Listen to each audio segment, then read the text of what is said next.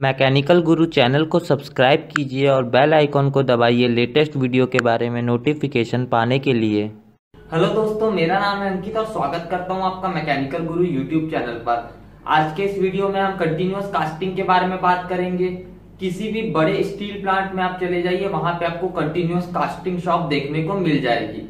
Continuous casting से mainly bill rate, blooms और slabs बनाए जाते हैं। आज के इस वीडियो में हम कंटिन्यूअस कास्टिंग के बारे में पूरी डिटेल से बात करेंगे, तो लास्ट तक आप बने रहिए मेरे साथ। मेरा नाम है अंकित, आप देख रहे हैं मैकेनिकल गुरु। चलिए आगे बढ़ते हैं। कंटिन्यूअस कास्टिंग प्रोसेस के बारे में बेसिक्स आपको बताऊं तो कंटिन्यूअस कास्टिंग प्रोसेस में एक वर्टिकल मोल्ड का यूज किया जाता है। यह वर्टिकल मोल्ड दोनों एंड से, ऊपर से भी और नीचे से भी ओपन रहता है। इस वर्टिकल मोल्ड में मॉल्टन मेटल को पोर किया जाता है। जैसे जैसे यह मॉल्टन मेटल इस वर्टिकल मोल्ड से पास होते जाता है, यह मॉल्टन मेटल सॉलिडिफाई होते जाता है और इस मोल्ड के बॉटम से आपको सॉलिडिफाइड प्रोडक्ट मिलता है जिसकी लेंथ कंटिन्यूअस रहती है। और किस रेट से आपको यह सॉलिडिफाइड प्रोडक्ट मिल रहा है वह डिपेंड करता है कि आप किस रेट से मॉल्टन मेटल को पोर कर रहे हैं। एक बार फिर से बता दूं आपको, वर्टिकल मोल्ड का यूज होता है। यह वर्टिकल मोल्ड दोनों एंड से, ऊपर से भी और नीचे से भी ओपन रहता है। वो इस वर्टिकल मोल्ड में ऊपर से मॉल्टन मेटल को पोर किया जाता है और बॉटम से सॉलिडिफाइड प्रोडक्ट को रिमूव किया जाता है। इस मोल्ड के बॉटम से जो हमें सॉलिडिफाइड प्रोडक्ट मिलता है, इसकी लेंथ कंटिन्यूअस रहती है और ये डिपेंड करती है किस रेट से आप मॉल्टन मेटल को पोर कर रहे हैं।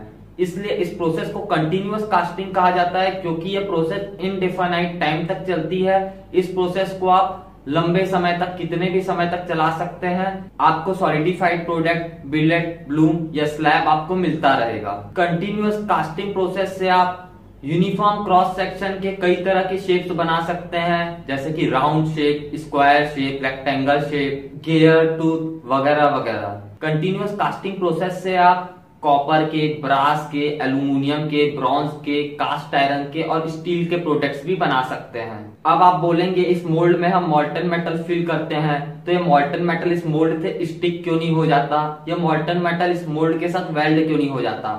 इन सब चीजों के बारे में भी हम आगे में डिटेल से बात करेंगे। जैसा कि मैंने आपको पहले बताया कि इस प्रोसेस में जो मोल्ड यूज होता है वह मोल्ड दोनों तरफ से ओपन रहता है। तो जब भी कंटिन्यूअस कास्टिंग प्रोसेस की शुरुआत होती है तो इस मोल्ड के नीचे में एक मेटल ब्लॉक लगाया जाता है, जिससे कि मॉल्टन मेटल जब तक सॉलिडिफाई ना होए वह इस मोल्ड से बाहर ना निकल पाए। कंटिन्यूअस कास्टिंग प्रोसेस में हमेशा थर्मल इक्विलिब्रियम अचीव करने की कोशिश की जाती है, ताकि जो कास्टिंग मोल्ड से बाहर निकले वह सॉलिडिफाई होके ही निकले। इस मोल्ड के आसपास वाटर को सर्कुलेट कराया जाता है कूलिंग के लिए। अगर नॉन फेरस मेटल्स की कास्टिंग की जाती है कंटिन्यूअस कास्टिंग प्रोसेस से, तो मोल्ड के आसपास जो सर्कुलेटिंग वाटर है, यह वाटर ही सफिशिएंट हीट एब्जॉर्ब कर लेता है मोल्ड से और आपकी कास्टिंग जो मिलती है मोल्ड के बॉटम में वह सॉलिडिफाई मिलती है। लेकिन हम फेरस मेटल्स की अगर कास्टिंग करते हैं तो फेरस मेटल क्योंकि अच्छे कंडक्टर नहीं होते हैं हीट के, जिससे कि मोल्ड के बॉटम में जो हमें प्रोडक्ट मिलता है उसकी सिर्फ स्किन ही फ्रीज हो पाती है, अंदर से वह कास्टिंग गर्म ही रहती है। इसलिए वाटर स्प्रे का यूज किया जाता है इन कास्टिंग को कूल करने के लिए। और जो सॉलिडिफाइड कास्टिंग मिलती है हमें कंटिन्यूअस कास्टिंग प्रोसेस से, वह भी एक यूनिफॉर्म स्पीड में हमें मिलती है, एक यूनिफॉर्म रेट में हमें मिलती है। जैसे कि मैंने आपको पहले बताया, कंटिन्यूअस कास्टिंग प्रोसेस इनडिफिनाइट टाइम तक चल सकती है।